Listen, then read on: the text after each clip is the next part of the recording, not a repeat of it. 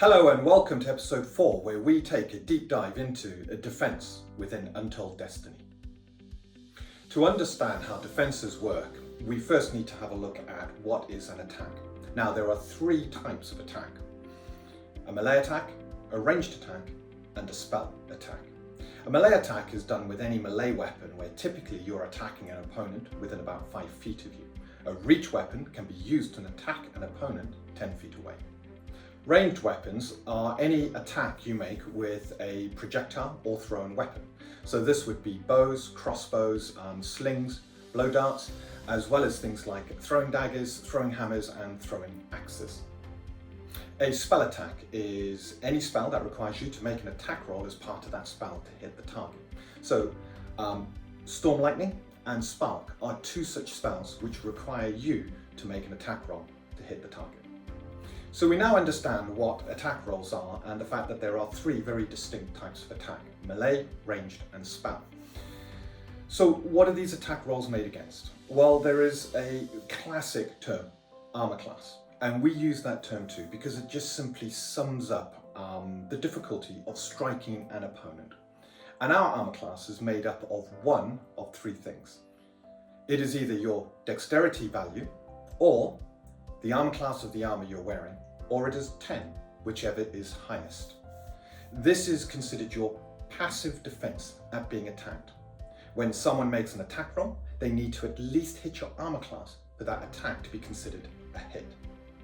There are also bonuses that can apply to your armor class. For example, if you have a paladin within the group and they cast the spell Halo of Protection, everybody within a close range of the paladin gains +2 to their armor class. This will apply to whichever armor class you happen to be using.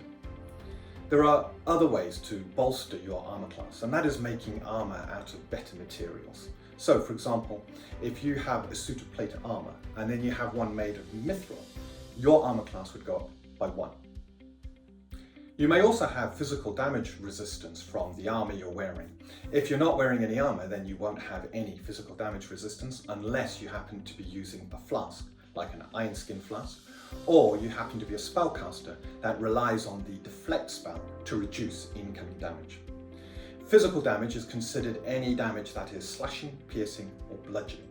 It doesn't matter what source that damage comes from. So if a spell deals bludgeoning damage, it is still physical damage, and if you're wearing something like plate armor, you get to reduce that damage by 4. If you happen to have a shield, you also get a layer of defense. It doesn't increase your armor class.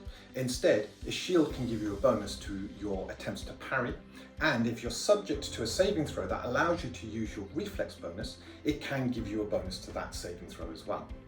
Now, a small shield, light shields, they increase your chance to parry but don't have much of a reflex bonus. It is because they're quite small, they're quick and easy to get in the way of weapons, but you can't hide behind them. Now, the reverse is true for the much larger, heavier shields. A big body shield can be hidden behind. A dragon comes sweeping down, fire engulfs the area, you bring up your shield, you get that full reflex bonus against that attack. However, it is not as great at being able to parry. The medium shields are kind of in the middle. There's a bit of a parry bonus, a bit of a reflex bonus. Of course, the one benefit with using a large, heavy shield is it does get to increase your physical resistance by 1 because of the layered keyword. An enemy has just made an attack against you and they have hit your armor class. Does that mean you now just sit back and take damage? No. You now have an opportunity to interrupt the flow of the enemy's attack. And there are 2 things you can do. You can either attempt to dodge or you can attempt to parry the attack. If you have a high dexterity, then you would probably elect to do a dodge against the incoming attack. It's important to note, if you decide to dodge the attack, you can dodge a melee, a ranged, or a spell attack. For this reason, dodge costs 3 stamina. It is a costly defensive skill, but it applies against all the kinds of attack that are made against you when an attack roll is involved. To make a dodge, you roll a d8 and you add it to your dexterity-based armor class. You add any other bonuses that may also apply to armor class. So for example, if you're close enough to a paladin, the paladin's got Halo of Protection up around them, you get to add that +2 bonus to your armor class.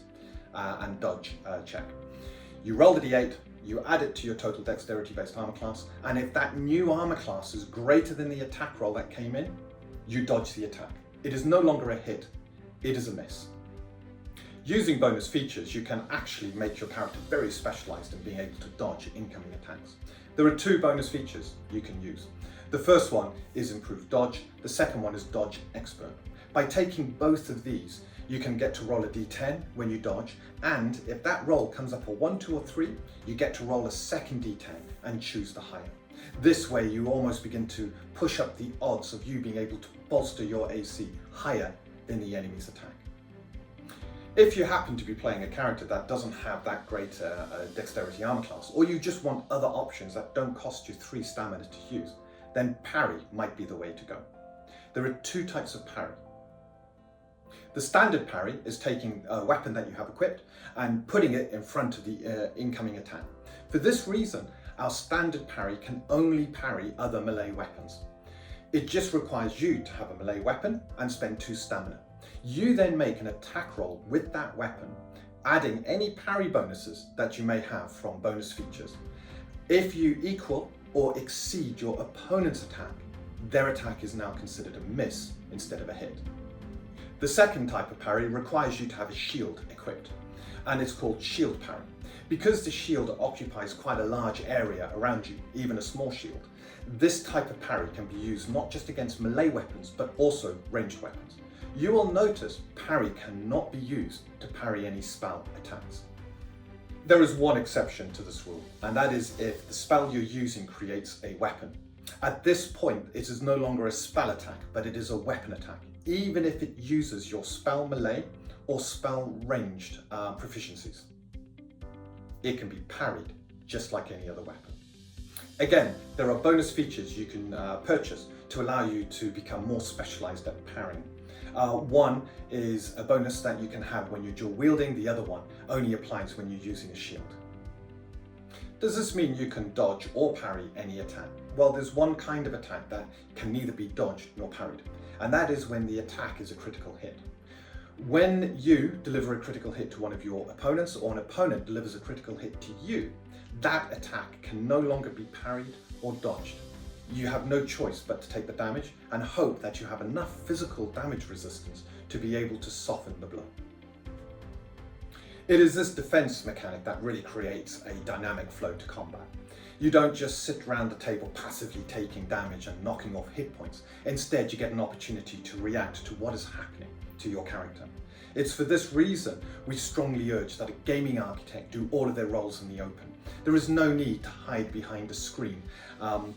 The players need to understand how big is that attack, what was the attack number. They can then look at their character sheet and quickly make a decision. Do I dodge? Do I parry? Do I save the stamina? Because there is so little chance of me being able to turn that hit into a miss, and my stamina can be best used elsewhere.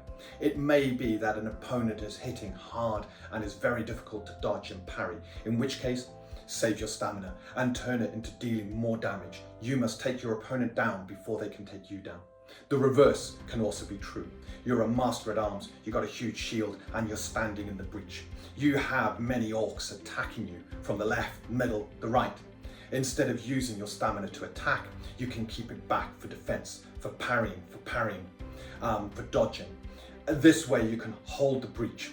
On your turn, you could potentially take the recovery action, get a bit more stamina back, and just hold the line. It is this level of mechanics that create a dynamic, immersive, and exciting combat within Untold Destiny.